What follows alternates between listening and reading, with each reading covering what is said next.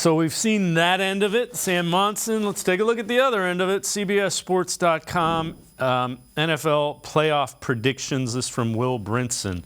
So he's got the Bengals 13-4, the Ravens 12-5, being a wild card team. Steelers 9-8, Browns 7-10.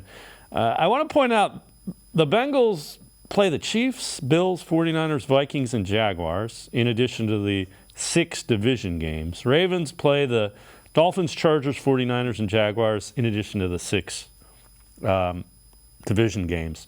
He says the Browns went 3-3 last year with Deshaun Watson back, beating the Texans. Ravens, sans Lamar, and Washington. Maybe settle down on this coronation, Cleveland. He has the Bills, Jaguars, and Chiefs as the other division winners, and the Jets and the Broncos as the other 2 wild cards.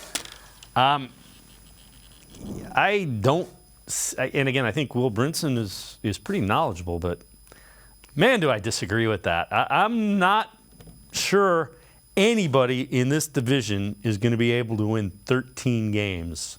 I don't think they're going to be able to win 12 games because these guys are going to beat each other up all season long. Yeah, the 12's probably going to win the division if anybody gets it. Probably somebody gets to 11. We have a logjam with the 10-win team and a 9-win team. But, it's funny to me, like, people who act like that Ravens win is nothing, even though that team did make the playoffs. Without Lamar Jackson for a long period of time, 6 weeks the Ravens went without Lamar Jackson? And, Dave, you tell me, does Lamar Jackson play safety? Well, and the other thing is, Quincy, Lamar Jackson not playing defense against him. Why does it matter if Lamar Jackson was? We talked all year about how great that Ravens defense was, right? All of a sudden, it don't matter because Lamar didn't play. Well, and he gets beat up at the end of the year. If you play the Ravens at the end of the year, Lamar Jackson's usually beat up. And then we don't talk about the fact that the Ravens almost beat the Bengals in the playoffs without Lamar Jackson. Like, acting like that was a worthless team without Lamar Jackson last year. It's kind of hilarious because I promise you, if you read his preview for the Ravens, and I haven't read it, but if you have, I promise you it's in there. Oh, look how well this team played without Lamar Jackson, right? But all of a sudden we get to the Browns and, it don't matter. They beat a Lamar Jackson-less Ravens team as if we walked in there and beat the 2016 Browns, right? Like it's that kind of drips to me, and maybe his emotions got the better of him in this prediction. And, the sauce that he added on in there, right? Settle down with the coordination, Cleveland. Tells me, hey, sometimes how we feel affects what we say.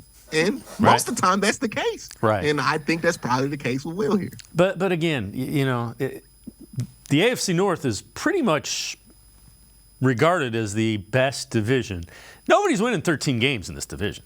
12, if a team wins 12 games, that's a team that's you better be fearful of come playoff time because the Bengals won 11 games last year and the year before, and they're probably not better than they were those last 2 years this year. Right. So, they're probably going to win 11 games, right? Like, that's just, it's not that the Bengals aren't a team that could win 13 games in a different division. Yeah, they could. But in this division, where you got to play the Steelers, the Ravens, and the Browns twice, like, you're talking about sweeping 2 out of the 3. Right. If you go 13-4, that's not happening. You're not sweeping all 3 of those teams there. And we've seen the Bengals struggles with the Cleveland Browns because they just don't have a great setup to stop Myles Garrett.